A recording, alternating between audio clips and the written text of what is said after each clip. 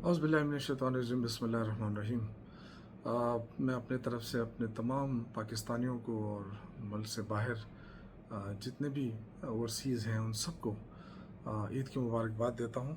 और इसके साथ साथ ही कल का जो वाक़या हुआ है गिलगित बल्तिस्तान के अंदर जो इंतख़ाबात हो रहे हैं उसमें पाकिस्तान तहरीक इंसाफ का रास्ता रोकने के लिए एक मरतबा फिर हुकूमत ने जो है कमर कस ली है।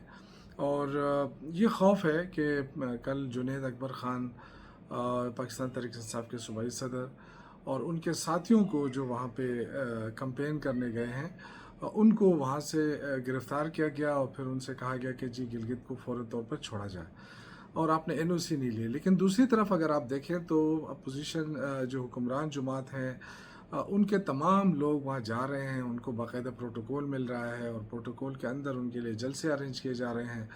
तो ये लेवल प्लेइंग फील्ड नहीं है और ये प्री पोल रैगिंग जो है वो शुरू हो चुकी है।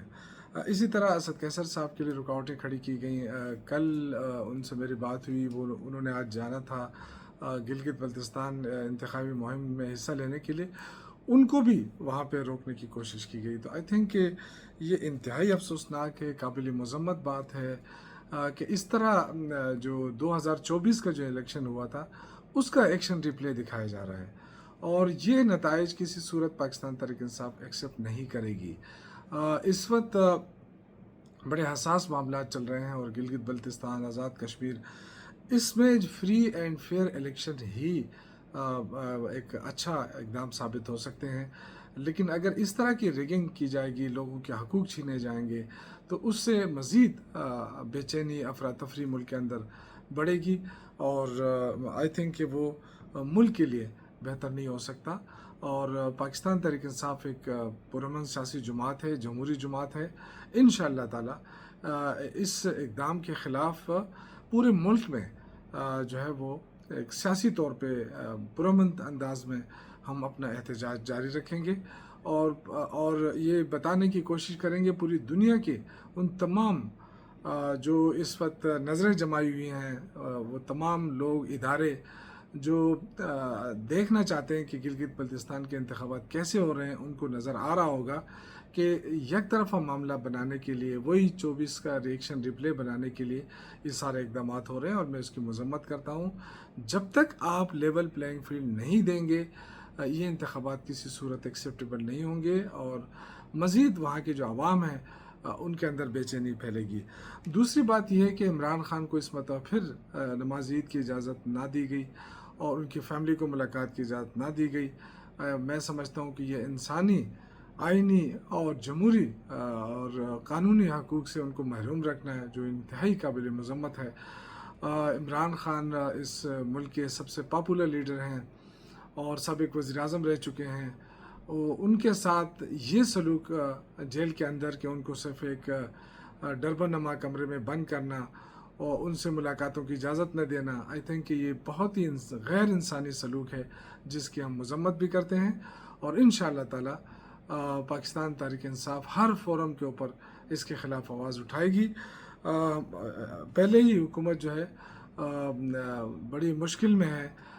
इस वक्त बदकिस्मती है कि जो हुक्मरान टोला मुसल्लत है वो आवाम के वोटों से नहीं आया है और यही वजह है कि उनको आवाम की कोई फ़िक्र नहीं है। आप देख रहे हैं कि मुसलसल महंगाई में इजाफा हो रहा है। ये लोग आए थे कि हम मईशत को ठीक करेंगे, मईशत को क्या खाक ठीक किया, उल्टा आप देखें कि कर्ज़े बढ़ गए हैं। 1,00,000 अरब से ऊपर का कर्ज़ा चला गया है और हालांकि कहते हैं इमरान ख़ान ने भी कर्ज़ा लिया था। इमरान ख़ान ने 57 अरब डॉलर का कर्ज़ा लिया था और टेन्योर पूरा होने से पहले यानी कि 26 अरब डॉलर उन्होंने वापस भी कर दिया था। इस हुकूमत ने जो कर्ज़े लिए हैं 50,000 अरब से ज़्यादा जो कर्ज़ा लिया है, वो कर्ज़ा कहाँ इस्तेमाल हुआ है? कौम पूछना चाहती है क्योंकि रिलीफ तो कौम को नहीं मिला है। हमारी एक्सपोर्ट ख़त्म हो गई है। अब देखें कि रोज़ बरोज़ महंगाई में इजाफा हो रहा है, बिजली महंगी हो रही है, पेट्रोल महंगा हो रहा है और इस लिहाज से हमारे कारखाने बंद हो रहे हैं, वो कम्पीट नहीं कर पा रहे हैं दुनिया के साथ। और ज़ाहिर जब कारखाने बंद होंगे, जब आपकी एक्सपोर्ट नहीं होगी तो आपके टैक्स कलेक्शन में कमी आएगी, जो नुमाया कमी नज़र आ रही है उसका आवाम के ऊपर बोझ डाला जा रहा है। पेट्रोल लेवी की सूरत में अरबों रुपए جو ہے حکومت بٹور رہی ہے اور اپنی نالائکی چھپانے کے لیے عوام کے اوپر سارا بوجھ ڈالا ہوا ہے. 250 روپے فی لیٹر پیٹرول مہنگا کر کے اور 10-15 روپے سستا کر کے بڑے اپنے آپ پہ وہ طاری کیا ہوا ہے کہ جو ہم نے تو بہت بڑی ریلیف دے دی عوام کو. لیکن یہ مذاق ہے عوام کے ساتھ اور نہ تو کسی صورت عوام اس کو ایکسیپٹ نہیں کرے گی. ملک کے حالات بہتر نہیں ہیں. حکومت کو ہوش کے ناخن لینے چاہیے. کیا IMF اسی لیے بنا ہے کہ وہ عوام کی چمڑی ادھیڑے؟ IMF کو تو مریم نواز صاحب کے جو 11 ارب روپے کا انہوں نے جو جہاز خریدا وہ تو ان کو نظر نہیں آیا. پھر یہ کیوں کہ سارا ملبہ جو ہے وہ غریب عوام کے اوپر ڈالا جائے؟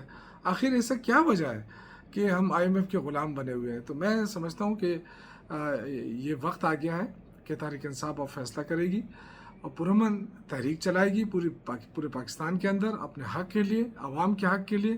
مزید عوام کے حقوق غصب نہیں ہونے دیں گے اور نہ ہی عمران خان کے ساتھ جو زیادتی ہو رہی ہے اس کو مزید برداشت کیا جائے گا. یہ حد ہو گئی ہے. اب حکومت جو ہے یہ کہتے ہیں کہ اب وقت آ گیا ہے کہ اس حکومت سے نجات حاصل کی جائے. اور مجھے تو خوف آ رہا ہے کہ جو بجٹ آنے والا ہے اللہ جانے اس میں عوام کا کیا حال ہوگا، کیونکہ اس حکومت کے پاس ریلیف دینے کے لیے کچھ بھی نہیں ہے. اور اگر وہ ریلیف نہیں ملتا تو عوام کیا کرے گی؟ اس وقت سارا جو برین ہے وہ باہر جا رہا ہے، جتنی انویسٹمنٹ ہے وہ باہر جا رہی ہے، جتنے غیر ملکی سرمایہ کار ہے وہ اپنی کمپنیاں بند کر کے باہر جا رہے ہیں. تو اگر ہمیں یہ بتایا جا رہا ہے کہ ہماری خارجہ پالیسی بڑی اچھی ہے تو ہم نے اس خارجہ پالیسی کے ساتھ کرنا کیا ہے جس میں ہمارے عوام کے لیے کچھ نہیں ہے؟ یہی موقع تھا کہ حکومت پریشر ڈالتی امریکہ کے اوپر اور دوسری قوتوں کے اوپر کہ ایران ہمارا ہمسایہ ملک ہے، وہاں گیس بھی سستی، پیٹرول بھی سستا. اگر وہی اس کی تجارت کرنے کی اجازت اس وقت اگر آپ حاصل نہیں کر سکتے تو پھر آپ کو کبھی اجازت نہیں ملے گی. اور اگر حکومت یہی ایک کام کر لیتی تو میں سمجھتا ہوں کہ پاکستان کے لیے بہت بڑا ریلیف مل جاتا. لیکن بدقسمت یہ ہے کہ یہ جو حکمران ہے، غاصب ٹولہ ہے، یہ مسلط ہے اور ان کی وجہ سے پاکستان دلدل میں پھنستا جا رہا ہے.